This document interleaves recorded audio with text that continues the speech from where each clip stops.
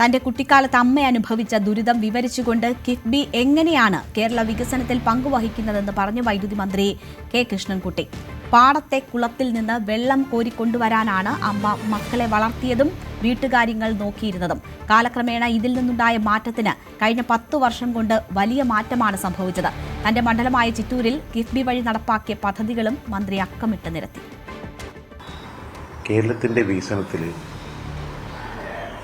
ഒരു കാലത്തും ഇല്ലാത്ത വികസനം നടന്നത് കിഫ്ബിയുടെ സഹായം കൊണ്ടാണ്.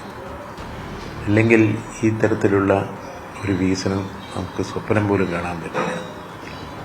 ആരോഗ്യരംഗം, വിദ്യാഭ്യാസ രംഗം, റോഡുകൾ, വൈദ്യുതി, ഇതെല്ലാത്തിലും കിഫ്ബിയുടെ ഇടപെടൽ വലിയ രീതിയിൽ ഒരു വികസനത്തിൻ്റെ വെളിച്ചം വീശിയിട്ടുണ്ട്. ഇപ്പോൾ വൈദ്യുതി ബോർഡ് തന്നെ 1912 കോടി രൂപയുടെ പ്രവൃത്തികളാണ് കിഫ്ബി ഫണ്ട് ഉപയോഗിച്ച് നടത്തിയത്.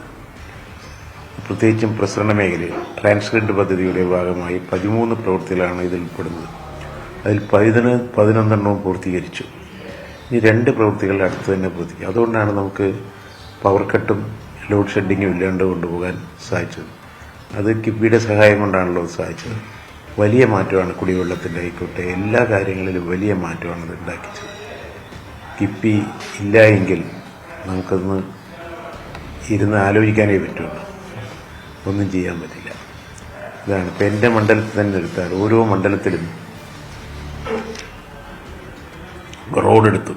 ചിറ്റൂർ കരിമണ്ണ് കുലുക്കപ്പാറ 22 കോടി, പൂനഗരം കിണാശ്ശേരി 10 കോടി, ചിറ്റൂർ പുഴപ്പാലം വിളയോടി റോഡ് 49.53 കോടി, കമ്പിളിച്ചുങ്കം അണിക്കോട് 22.6 കോടി, പാറാ പൊള്ളാച്ചി 224 കോടി, ഹിൽ ഹൈവേ ഗോപാലപുരം നെടുമണി 73 കോടി, സ്കൂൾ കെട്ടിടം, GVHS ചിറ്റൂർ 5 കോടി, GVHS ചിറ്റൂർ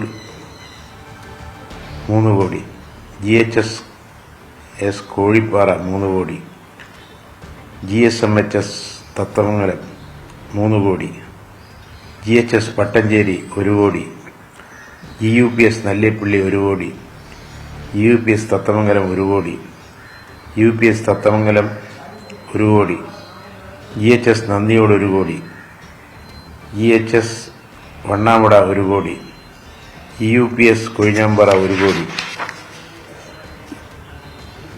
മറ്റ് പ്രവൃത്തി ഗവൺമെൻറ് കോളേജ് 5.4 കോടി, ഗവൺമെൻറ് കോളേജ് സ്പോർട്സിൻ്റെ കോംപ്ലക്സിന് 5.4 കോടി, ചിറ്റൂർ ഗവൺമെൻറ് കോളേജ് ഇൻഫ്രാസ്ട്രക്ചർ 12.03 കോടി,